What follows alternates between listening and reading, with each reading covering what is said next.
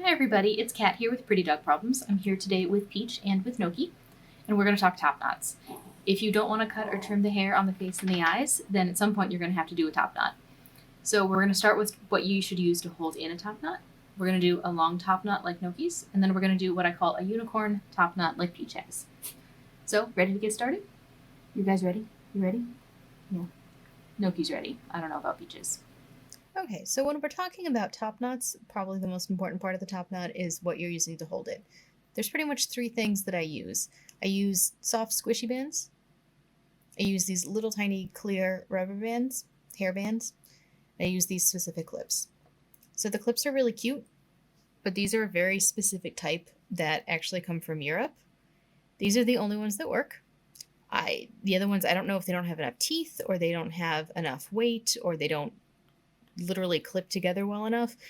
Other clips just don't work as well.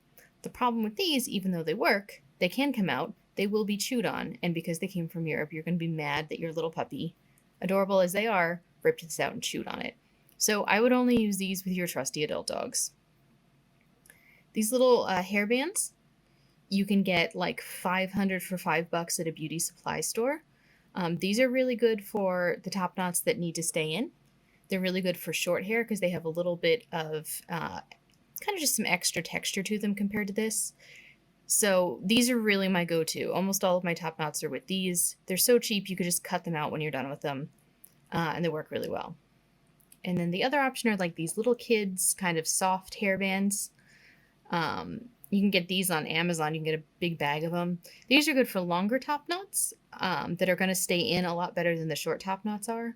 And they're a lot easier to slide in and slide out a couple of times a day or every other day if you need to. So probably long hair, short hair, really good dogs only. That's my advice. Usually you should go with that one. All right, so for a top knot, I'm going to start with Noki because he's going to behave. And with the longer hair, it's easier to see what I'm doing. So you can just give him a quick spritz just to take the static out. It'll make your life a little bit easier. Then from the front, you want to kind of take that halfway point of the eye, which is usually about the highest part of the eye, and kind of take that side part from there. And you'll find the width of the skull, and you can feel the little bump here where the skull ends and the neck begins. And you want to take about half the skull length in hair.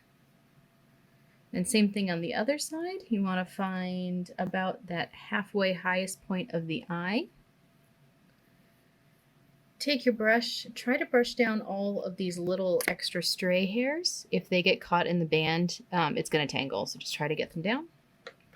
With long hair like this, you want to set this back here. You can see I've got my band handy. So I can just take it, aim backwards, top knot in. You always want to take your comb, slide it under, and just give it a gentle little tug. Make sure it's not too tight. And that's how you start your basic top knot. All right, so we've got Peach here looking pretty fuzzy. So what we're going to do is kind of organize her hair and give her a little tiny top knot. So the first thing you want to do is you have to make the hair pick a direction. So what you really want is a T up the nose and between the eyes. So just take your comb very carefully, gently start having the hair pick a direction. It's either got to go up or it's got to go to the side.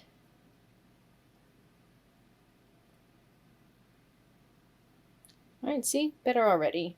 Peach has the advantage of I've been training her hair to do this for a while, so it was a little bit easier to find those parts on her. So with Noki, when I had you do a top knot, I had you go kind of halfway back the length of the head. When the hair's this short, it doesn't reach that far, so it's not going to work. So what we're going to do instead is we're going to channel the inner unicorn horn. We're going to follow the same principle, about halfway up the eye, but I'm only going to go about a third of the way back instead of halfway back.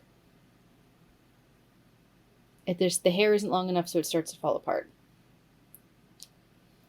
And we are just going to give her a little tiny unicorn horn. Oops, this is one of those times where an extra hand, really handy. I know, no problem.